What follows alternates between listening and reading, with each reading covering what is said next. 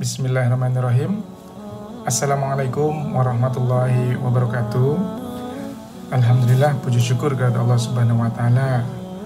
Kita dapat diberikan kesehatan, nikmat iman, Islam, masih melaksanakan ibadah Ramadan, dan sebentar lagi kita akan menyambut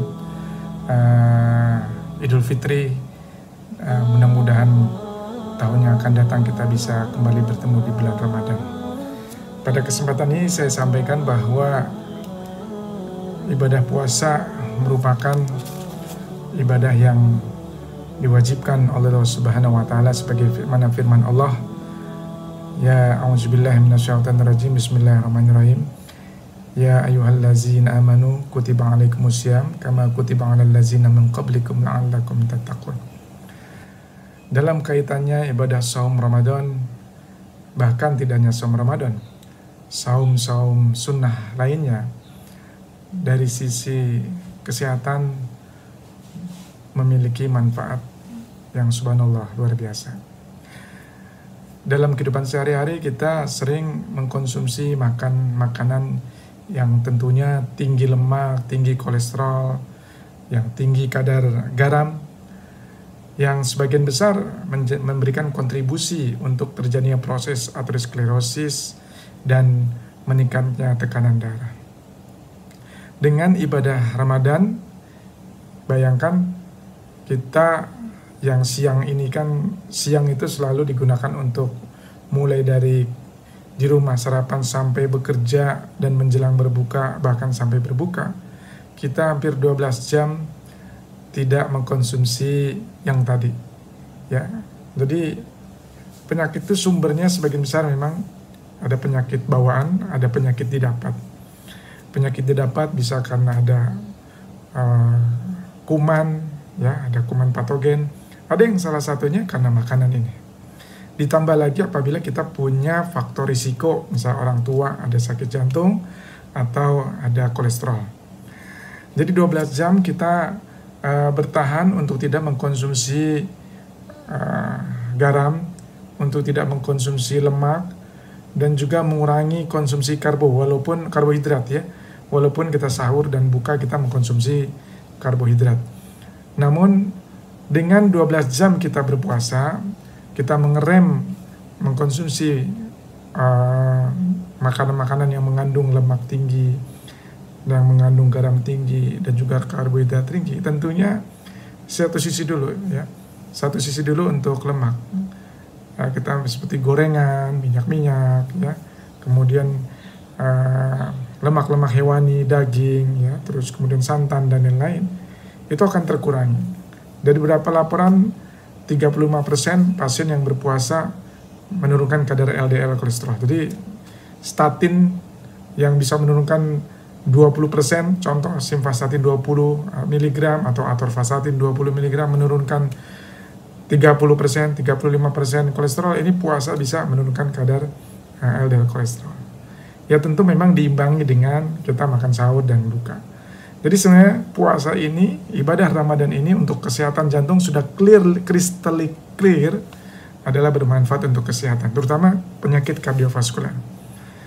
Kemudian konsumsi garam. Ya kita tahu siang, kemudian makan, snack, ya, cemilan akan terkurangi dengan bulan Ramadan, 12 jam kita berpuasa. Dan yang konsumsi mungkin normal itu 4 gram ya, dengan berpuasa mudah-mudahan bisa berkurang. Dan tentu ini bermanfaat, akan menurunkan tekanan darah. Jadi tekanan darahnya menurun, kemudian kadar kolesterolnya berkurang ya. Dan yang terakhir adalah konsumsi karbohidrat ya. Karbohidrat merupakan bahan baku juga untuk kolesterol, bahan baku juga untuk terjadinya penumpukan lemak dalam tubuh. Jadi dengan mengurangi kadar karbohidrat dalam 12 jam kita berpuasa, itu juga akan memperbaiki kadar gula darah. Jadi profil pembuluh darah akan lebih baik. Jadi sudah tidak dipungkiri lagi bahwa dengan kita berpuasa Ramadan akan memberikan kesehatan bagi jantung kita, pembuluh darah kita, dan insya Allah akan menurunkan angka terjadinya serangan jantung, terjadinya unstable angina, atau stroke di masa yang akan datang. ini adalah ibrah, salah satu dari Allah Subhanahu wa taala menurunkan wahyu, memerintahkan kepada orang beriman untuk berpuasa. Tapi ini adalah latihan. Jadi Ramadan ini bulan latihan. Nanti setelah Ramadan ada lagi puasa Syawal, Senin, Kamis. Apabila itu terus dilaksanakan, maka tentu akan meningkatkan profil gula darah, profil lipid, profil lemak dalam tubuh, dan juga memperbaiki kesehatan jantung, kardiovaskuler bagi kita semua.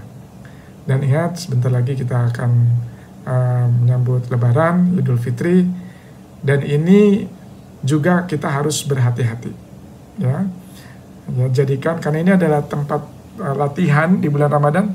Nah, ketika biasanya ada ketupat, ada macam-macam, biasanya memang khas tuh orang Indonesia, ada lemak ya, ada santan, opor, kemudian rendang. Itu makanan-makanan seperti itu tinggi lemak, tinggi kolesterol ya. Dan ketupat biasanya nambah lagi tuh, yang sepotong, 2 potong akan banyak. Wah, ini harus dihabisin, karena kalau enggak nanti basi. Jadi banyak makan ketupat. Kita bertamu, tapi sekarang masa pandemi ya, kita tetap harus di rumah. Itu juga akan meningkatkan karbohidrat. Jadi kita untuk tetap menjaga diri kita, karena kita sudah terlatih di bulan Ramadan, maka untuk bisa melatih diri saat hari raya Idul Fitri untuk tidak berlebihan. Ya, diisilah lambung kita ini sepertiga dengan makanan, sepertiga dengan minuman, dan sepertiga dengan udara, seperti yang dicontohkan oleh baginda Nabi besar Muhammad SAW. Mudah-mudahan ibadah Ramadan kita diterima, dan jangan lupa kita selain berpuasa ada hal yang penting ya, ada nomor yang penting itu ya, 0351405300. Yang udah pasti, yang pertama adalah 0 pertama, no smoking, jangan merokok. Itu dalam beberapa ulama mengharamkan rokok ya. Ada beberapa sebagian makruh tidak, tapi tidak ada yang menghalalkan rokok ini. Ya, di jantung udah haram ya, karena mengganggu dan merusak pembuluh darah. Yang kedua adalah kita tetap mempertahankan kebugaran fisik kita dengan selalu continue beraktivitas olahraga. Sederhana aja rumusnya 3 kali seminggu, 30 menit, 3 km. Jadi 035 140 530. 3 kali seminggu, 3 km 30 menit. 035 5 porsi buah dan sayur. Jadi pastikan sayur dan buah cukup dalam makanan sehari-hari. Lebih bagus lagi kalau kita berpuasa. 140. Tensi kalau bisa di bawah 140. 530. Pastikan kadar kolesterol kita 530. Total kita di bawah 5 mmol per liter, atau di bawah 190 mg per desiliter. 3. Pastikan LDL kita di bawah 3 mmol. Kalau yang memang tidak ada masalah jantung, 3 mmol itu adalah sekitar 113 mg per desiliter. Apabila ada penyakit kardiovaskuler, pastikan di bawah 70 mg per desiliter. Dan yang terakhir adalah no obesity, hindari obesitas. Yaitu tadi dengan cara yang dicontohkan baginda Nabi, ya, makan makanan, isi lambung kita dengan sepertiga makanan, sepertiga minuman, dan juga sepertiga udara. Mudah-mudahan ibadah puasa diterima oleh Allah Subhanahu wa taala, dan kelak ke depan dengan latihan ini kita terus mengamalkan ibadah saum ini, dilanjutkan dengan saum Syawal, dilanjutkan dengan saum Senin Kemis, dan meningkatkan sunnah-sunnah yang lain.